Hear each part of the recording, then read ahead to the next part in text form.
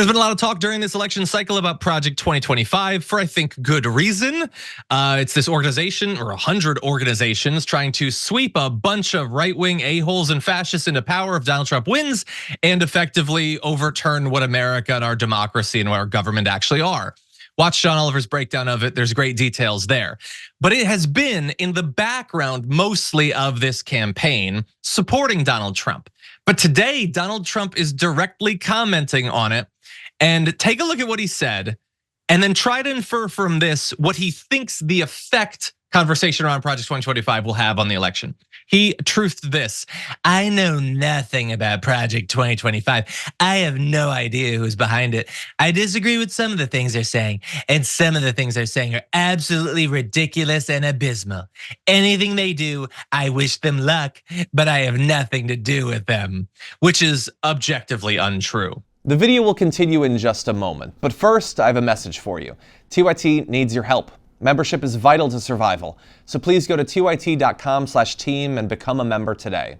Now, this sounds a lot like what he finally begrudgingly said about QAnon years ago, when he's asked about, violent right-wing, fascist militias. He'll often say these sorts of things. These organizations that he 100% knows about, I've never heard of them. And he wishes them luck, like he's talking about, a groomer for, Jeffrey Epstein or something. But anyway, he says he has nothing to do with them. If he gets into power, they are likely to be staffing a significant percentage of our entire federal bureaucracy. But he would have you believe that he doesn't know anything about them. And I know why he's saying that. That 900-page document they put out is filled with insane commentary on virtually every organization in the federal government, every policy area. We're gonna turn in a moment to talking about all of the various ways they wanna screw over vets and rob them of the benefits and all of that, their health care that they've earned through their service to America. So I get why he's nervous, but Brett, I'm curious about what you think about this development. I mean, when it comes to Trump denying that certain things exist, he understands that people in the Republican Party have grown up with this party being one that is 100% fine with having one priority and wanting so badly to think that the person in charge of the party is going to forward that priority. They just are so starved for someone to tell them it's gonna be okay, I'm with you, that he has no problem saying, I'm gonna be okay, I'm with you, to people that have completely different and contradictory goals.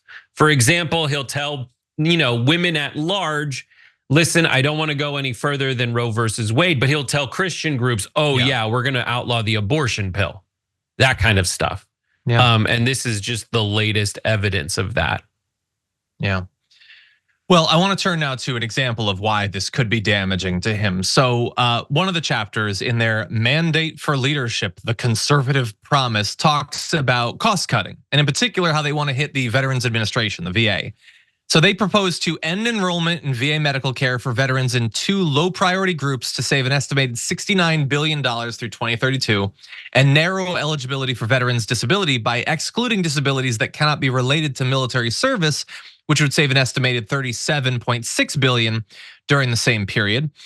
They also call for privatizing the Department of Defense's current TRICARE system offered to military families, which the chief of staff for Trump's second VA secretary, Robert Wilkie, who's involved in this, claimed would provide higher quality care and result in $60 billion in savings, and require married service members to share a housing allowance and document their housing expenditures. So more bureaucracy and more documentation for people married to the vets. And so look, this largely tracks with some of the actions he took as president, but as with everything else in Project 2025, they talked to 100 different right-wing organizations and asked them, what is your craziest fantasy for your issue area? What have you always hoped we could do, dreamed we could do, but it was never actually possible, even under a Republican administration? And they just wrote up a huge document of all of those. And if Donald Trump gets in, I'm not saying that he's gonna do literally everything that they say, but we know that the Trump presidency in the first term was largely him doing things he was interested in, and then leaving people to just do what they want to do. He's not a details guy. He's not really focusing on who he brings in. That's why he was undercut by so many people he brought in that were insufficiently loyal. You think he's gonna turn down a list of tens of thousands of names that he can just like press accept on and they all get hired and he doesn't have to do any work? And so, look, I think this is a demonstration of the media doing a good job and actually focusing on something that might seem a little bit behind the scenes or a little bit wonky, but it's very consequential. The fact that he's commenting on it, I think, is a good sign. I don't know if it's really gonna get through to enough voters, but I'm glad that it seems to be getting a little bit of a focus. Any thoughts, Brett? Project 2025 has a scary enough name that I think it will resonate with voters.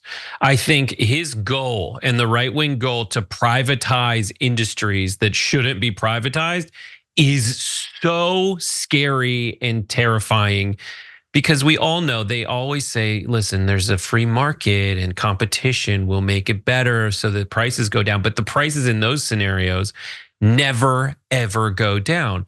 Everybody knows that these guys bribe politicians, get no bid contracts, and just leech off of folks. And nowhere, for a Republican, I would assume, is it more transparent and evil seeming on its face than when you're trying to steal from veterans.